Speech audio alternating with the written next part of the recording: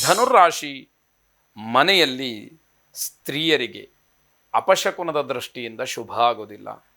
ಯಾವುದೋ ಒಂದು ಮಂಗಳ ಕಾರ್ಯಕ್ಕೋ ಶುಭವಾದಂತಹ ಕೆಲಸಕ್ಕೋ ಹೊರಡಬೇಕು ಅಂತ ಹೇಳಿ ಅಂದುಕೊಳ್ತೀರಿ, ಅಪಶಕುನ ಯಾವುದೋ ಆಗತ್ತೆ. ಹಾಗಾಗಿ ನಿಮಗೆ ಆ ಕೆಲಸಕ್ಕೆ ಹೋಗೋದಕ್ಕೆ ಮನಸ್ಸಿರೋದಿಲ್ಲ. ಮನಸ್ಸಿಲ್ಲದ ಮನಸ್ಸಿನಿಂದ ಮಾಡುವಂತಹ ಕೆಲಸದಲ್ಲಿ ಜಯ ಅಥವಾ ಶುಭ ಅನ್ನುವಂಥದ್ದು ಆಗೋದಿಲ್ಲ. ಇದು ಮನಸ್ಸಿನ ಮೇಲೆ ತುಂಬ ದೊಡ್ಡ ಪರಿಣಾಮವನ್ನು, ಪ್ರಭಾವವನ್ನು ಬೀರ್ತಕ್ಕಂಥದ್ದಾಗತ್ತೆ. ವೃತ್ತಿಯಲ್ಲಿ ಉನ್ನತಿ ಇದ್ದರೂ ಕೂಡ ವಿಘ್ನಭೀತಿ ನಿಮ್ಮನ್ನು ಕಾಡುವಂಥದ್ದು, ಏನೋ ಅಡ್ಡಿಯಾಗತ್ತೇನೋ ಅನ್ನುವಂತಹ ಹೆದರಿಕೆ ಕಾಡುತ್ತೆ. ಹೊಸ ಬದುಕನ್ನು ಆರಂಭಿಸುವುದಕ್ಕೆ ಸರಿಯಾದಂತಹ ಚಿಂತನೆ, ತೀರ್ಮಾನ ಇದನ್ನು ಮಾಡಿದರೆ ಮಾತ್ರ ಭವಿಷ್ಯಕ್ಕೆ ಒಳ್ಳೆಯದಾಗಿರುತ್ತೆ. ದಾಂಪತ್ಯದಲ್ಲಿ ಮಕ್ಕಳ ವಿಚಾರದಲ್ಲಿ ನಿರ್ಲಕ್ಷ್ಯವನ್ನು ಮಾಡಬೇಡಿ.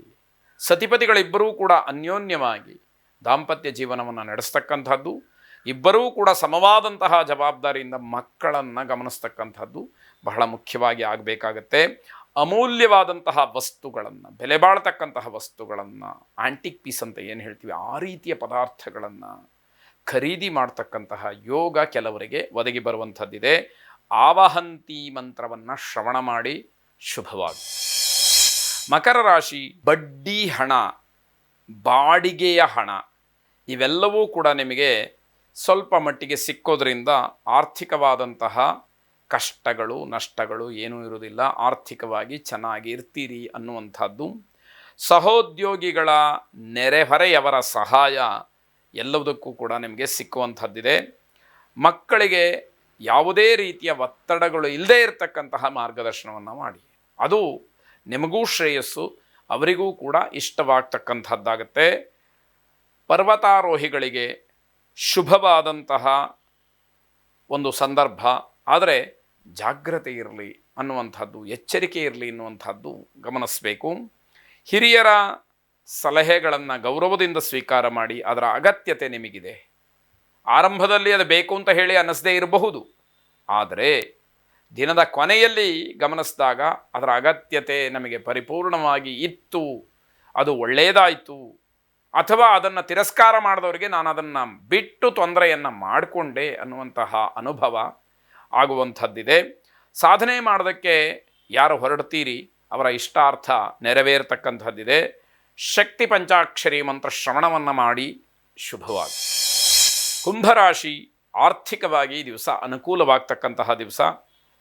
ಸಹೋದರ ವರ್ಗದಲ್ಲಿ ಉಂಟಾದಂತಹ ಭಿನ್ನಾಭಿಪ್ರಾಯ ದ್ವೇಷಕ್ಕೆ ತಿರುಗದೇ ಇರುವ ಹಾಗೆ ಕಾಪಾಡಿಕೊಳ್ಬೇಕು. ಅಣ್ಣ ತಮ್ಮ, ಅಕ್ಕ ತಂಗಿಯರ ಮಧ್ಯದಲ್ಲಿ ಜಗಳ ಆದರೆ ಆ ಜಗಳವನ್ನು ಅಲ್ಲೇ ಉಪಶಮನ ಮಾಡಿ ಪರಿಹಾರ ಮಾಡಿಕೊಳ್ತಕ್ಕಂಥದ್ದು ಒಳ್ಳೆಯದು. ಒಂದು ವೇಳೆ ಅದೇನಾದರೂ ಬೆಳೆದು ದ್ವೇಷ ಆಯಿತು ಅಂತಾದರೆ ಜೀವನ ಪರ್ಯಂತವಾಗಿ ಅದನ್ನು ಅನುಭವಿಸಬೇಕಾದಂತಹ ಸ್ಥಿತಿ ಬರಬಹುದೇನೋ ಅನ್ನುವಂಥದ್ದು. ವ್ಯವಹಾರದಲ್ಲಿ ತುಂಬ ಜಾಗರೂಕರಾಗಿರಬೇಕು. ಎಚ್ಚರ ತಪ್ಪಿದ್ರಿ ನಷ್ಟಕ್ಕೆ ಕಾರಣವಾದೀತು. ಆಹಾರ, ನಿದ್ದೆ ಇದರ ಬಗ್ಗೆ ಗಮನ ಇರಲಿ.